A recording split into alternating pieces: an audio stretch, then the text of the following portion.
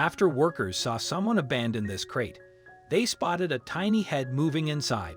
When someone carried a crate to the Humane Society building, the director thought little of it. Perhaps it contained a donation of food or bedding for the animals. But then she saw movement in the crate, and her stomach dropped. Yes, a well-meaning gesture was about to turn potentially deadly. Before we begin, make sure you smash that like button, subscribe to our channel, and click the notification bell for more amazing videos. And that situation was exactly what had happened one day in July, when the Florida sun was beating down on towns and cities below. Furthermore, it was a particularly scorching period, with temperatures rising above 100 degrees Fahrenheit in places throughout the state. One such place was New Smyrna Beach, where the Southeast Fallujah Humane Society, or SVHS, was going about its day-to-day business. However, perhaps no one could have predicted the upheaval that was about to happen, and it all began with good intentions. Deliveries to the SVHS were nothing unusual moreover, so when one car pulled up at its entrance, it didn't raise any eyebrows. What was removed from the vehicle certainly did, though. The driver and a passenger had exited the car and were carrying a container between them. Specifically, the object they were holding was a storage tote, a plastic box commonly used for shipping food or goods. And it was actually the executive director of SVHS, Karen Morgan, who noticed something unusual about the scene. To wit, as the tote was brought to the door, something moved inside it. Morgan recounted the events of that day to the dodo, saying, "I looked up and saw this kitten peek, his head up from between the two flaps of the tote," she added. And for some reason, they were trying to push the kitten back in. But that wasn't all. There were other cats inside the tote too. The pair went on to tell the Humane Society staff that they had rescued the stray kittens. But although they arguably meant well by bringing the young animals to the SVHS, the lack of ventilation in the container could have proved fatal for the felines. Furthermore, as Morgan explained to the dodo, it wasn't just the tote that was unsuitable for the kittens. They were on black leather or black vinyl in that car, so that's pulling heat down on top of them, she revealed. Those kittens were in direct sunlight. There was nothing protecting them at all. Morgan continued. She went on. A staff member and myself ran outside quickly. I grabbed the tote from them and came in and opened it. And it turned out that the tote didn't contain just 1 or 2 tiny kittens, but 9 of them. What's more, they were in trouble. So, in trying to save the kittens, the Good Samaritans had actually almost killed them.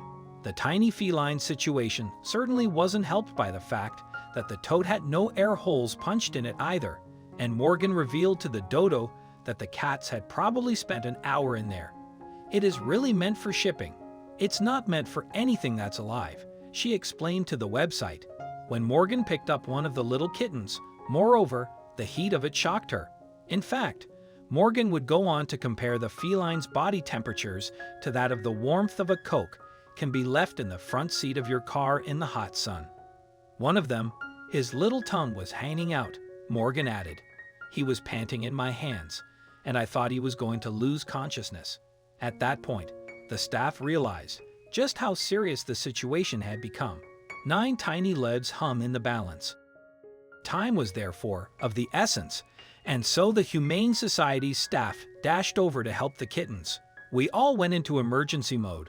Morgan recalled to the dodo, we brought in wet towels, water, and milk, anything they might be interested in to get some fluids back into them. But to avoid further problems stemming from rapid changes in temperature, SVHS staff had to be very careful. Indeed, if the kitten's body heat dropped too rapidly, they could be sent into shock. As a result, the little furballs had to be watched over very carefully. Fortunately, though, after the kittens were draped in damp towels, their body temperatures began to slowly decrease. It seemed then that SVHS had reacted in the nick of time to save them from a very nasty fate. There was one further complication, however. The shelter had no room to take the little cats in. As a result, they were placed in the capable care of a foster home provided by Jan Wenger, and she was more than happy to take on the 9 tiny tuxedo kittens. I knew I didn't want to split them up, so I took all of them together, she told Fox 35. In July, I brought them into my home last night when they were scared and dirty, Wenger added. Our first plan of action was to give them a nice bath. I got them cleaned up, fed them, and got them ready for bed. After that, the kittens blossomed, and their affectionate personalities began to come out. In addition, they were given individual monikers to mark the start of their new lives. Specifically, Morgan named them after the Little Rock Nine, the Black Arkansas students, who famously smashed racial barriers by enrolling at an all-white high school. Ernest, Elizabeth, Jefferson, Terrence, Carlotta, Minnie Jean, Gloria Ray, Thelma, and Melo.